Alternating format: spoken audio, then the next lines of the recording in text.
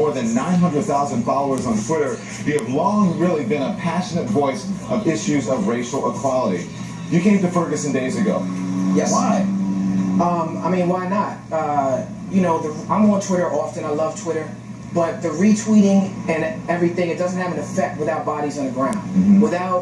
Without flesh and people actually showing up. Twitter movements, even the movement in Egypt, even the Arab Spring, even Occupy Wall Street, without the people on the ground actually here, there is no story. Yeah. So as an artist, I wanted to put my money where my mouth is. I'm supported by the community that's been brutalized. I have a son that's Mike Brown's age. Mike Brown was in the hip hop. It could happen to me. It could happen to you. Mm-hmm. You know, I felt like it was important for me to be here and control the narrative because the media has been doing a horrible job of making sure that the stories get out in the right way. Well, I disagree with that, especially with our coverage. I think that we've done really great coverage here, and people in the community are actually coming up commending us on our coverage, saying that it's balanced.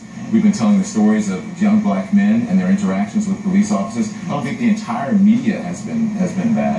No, I don't think. I think what you're speaking about is intentions, and I don't think, especially an organization like CNN, I don't think the intention is to not be fair or balanced. But we live in a world that's run by white supremacy, and that's the narrative and language of the oppressors taking over. On CNN.com right now, you have a story up that says, Ferguson calm until bottles fly. Well, that's inaccurate, because I was there that night, you know what I'm saying? And that's not what happened.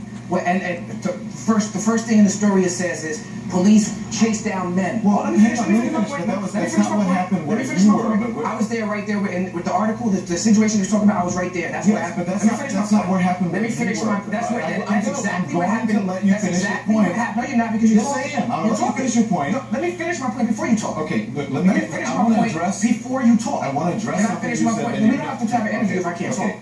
If I can't talk, we don't have to have an interview. Okay, I think I'm going to let you talk. Well, you're interrupting me. That's what happened where you were, and police say you're not seeing everything that happens that goes on. You can't see everything that happens. I'm only telling you my perspective. Can I finish telling you my perspective, and then you can respond? Because that's how you have a conversation. I don't understand that. You have to have a conversation. You have to listen to me as well. Okay, well, let me just explain something. I would listen to you if you had the decency. Let me finish. If you had the decency to greet me. I do have decency. I invited you to come. All right, let me tell you what happened. You didn't invite me. Nicole invited me. First of all, you came up. You didn't even say nothing to me. You on your phone the whole time. You asked how to pronounce my name, and then you have no respect for who I am. So let me finish saying what I have to say, or else I'm gonna leave. Okay. Either I can finish saying what I'm at. You have to say what you have to say. I was at it from my perspective. Go ahead. All right, for what I saw with my own eyes. That's what I'm saying to you. Okay, and I was there on the ground. All right, that's not what happened. The CNN reports on your website says it chased men down. No, it chased men, women, and children down. Mm-hmm. The CNN report, the headline says, "Calm until bottles fly."